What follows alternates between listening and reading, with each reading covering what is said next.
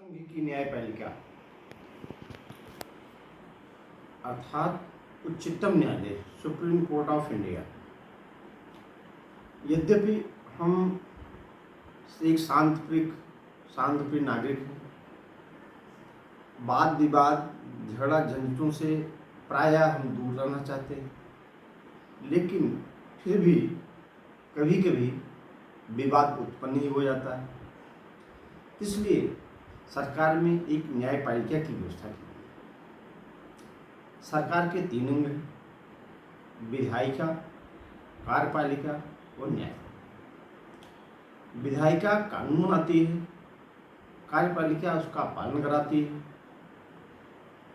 कोई विधि का उल्लंघन किया है, वायलेट किया है विधि को, तो न्यायपालिका उस पर अपना निर्णय देती है कि उसने विधि का उल्लंघन किया है, कोई अपराध किया है कि नहीं किया है। इस पर न्यायपालिका अपना निर्णय देती है। अब एक संघ की न्यायपालिका की व्यवस्था की गई है अनुच्छेद 124 में। इसमें भारत का एक उच्चतम न्यायालय होगा। उच्चतम न्यायालय की स्थापना दिल्ली में की गई। उच्चतम न्यायालय में एक प्रधान न्यायाधीश अर्थात मुख्य न्यायाधीश चीफ जस्टिस एवं 7 अनधिक न्यायाधीश, ऐसी संख्या जिसे जो संसद द्वारा निर्धारित की जाए, संसद द्वारा विधि द्वारा निर्धारित की जाए तो 7 से कम नहीं है।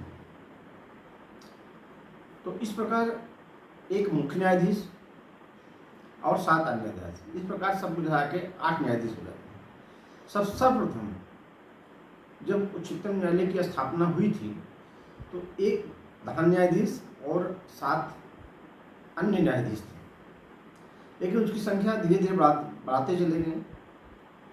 फिर 10 हुआ, फिर 15 हुआ, फिर 25, वैसे से आगे बढ़ाते चले गए।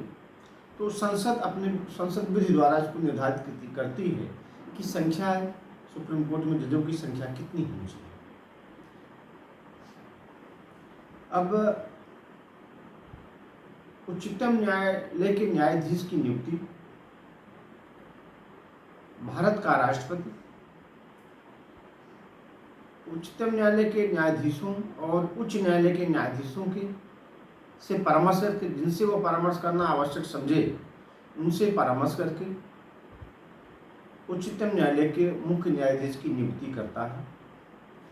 तत्पश्चात अन्य न्यायाधीशों की नियुक्ति व उच्चतम न्यायालय के मुख्य न्यायाधीश के परामर्श और उच्च न्यायालयों के न्यायाधीशों के परामर्श से, जिनका वह परामर्श आवश्यक समझे, परामर्श करके उनकी नियुक्ति करता है। उच्चतम न्यायालय के न्यायाधीश 65 वर्ष की उम्र तक अपने पद पर बने रह सकते हैं। अब एक प्रश्न यहाँ उठता है, क्या राष्ट्रपति जब सर्वोच्च न्यायालय यानी सुप्रीम कोर्ट ऑफ इंडिया के न्यायाधीशों की नियुक्ति के समय या जो परामर्श लेता है न्यायाधीशों से, भारत के मुख्य न्यायाधीश से, अन्य न्यायाधीशों से, उच्च न्यायालय के न्यायाधीशों से जो परामर्श लेता है, क्या उसको उस परामर्श को मानने के लिए बाध्य है?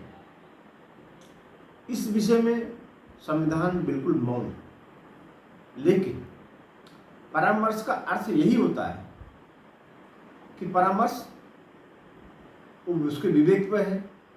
शायद संसद की मंशा रही होगी कि कहीं न्यायाधीशों की नियुक्ति में कोई अयोग्य व्यक्ति नियुक्त न हो जाए, और उच्चतम न्यायालय और उच्च न्यायालय में जो जज हैं और जो अधिवक्ता वहाँ कार्य कर रहे हैं उनके बारे में मालूम होता है कि ये योग्य है या अयोग्य है। कोई ऐसी लिस्ट पेश हो जाए, मंत्रिपरिषद पेश कर दे राष्ट्रपति के सामने कि जो व्यक्ति न्यायाधीश के अयोग्य हो,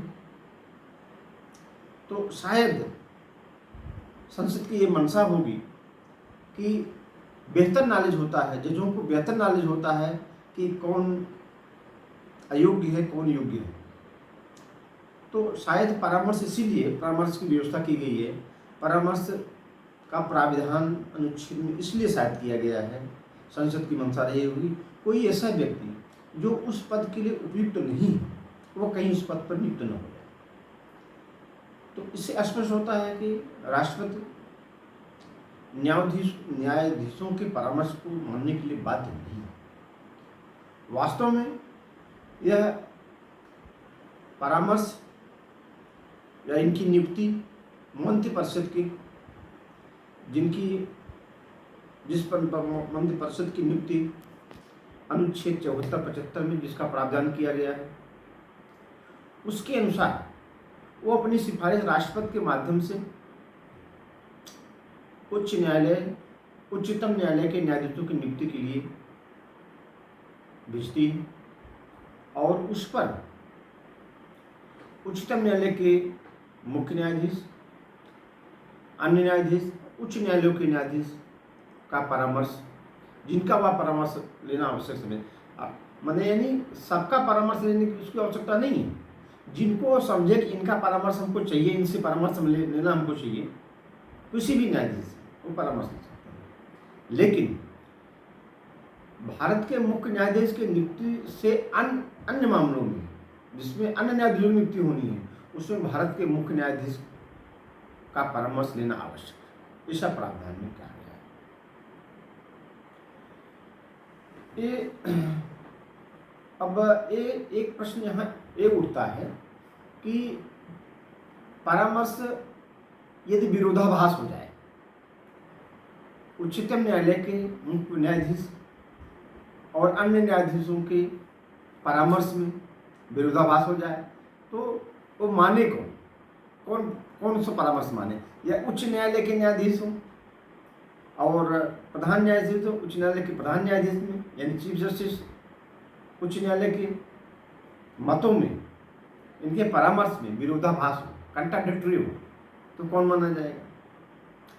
इस पे उच्चतम न्यायालय की 9 जजों की पीठ ने supreme court advocate on record बनाम भारत संघ के मामले में अपना अभिमत दिया है और उसमें यह निर्णय दिया है, कहा है, एक गाइडलाइन दी गई है, उसमें कहा गया है कि सुप्रीम कोर्ट के मामले में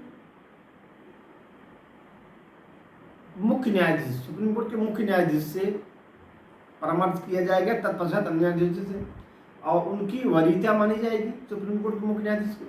इसी प्रकार उच्च न्यायालय में मुख्य न्यायाधीश से शुरू किया जाएगा, उसके बाद अन्य न्यायाधीश। तो जहाँ एक कंट्राडिक्टरी मालूम होता है वहाँ वरीयता दी जाएगी प्रधान चीफ जस्टिस को, प्रधान को वरीयता दी जाएगी। ये जो न्यायाधीश नियुक्त किए जाते हैं, ये 65 वर्ष की उम्र तक अपने पद पर बने रहते हैं। लेकिन इसके पहले भी वो त्यागपत्र देना चाहें तो अपना त्यागपत्र राष्ट्रपति को दे सकते हैं, और यदि इसके पहले भी यदि संविधान के अनुसार, विधि के अनुसार संविधान का अतिक्रमण करते हैं तो उनको महाभियोग द्वारा हटाया जा सकता है। सुप्रीम कोर्ट के न्यायाधीश नियुक्त होने के लिए कम से कम 5 वर्ष तक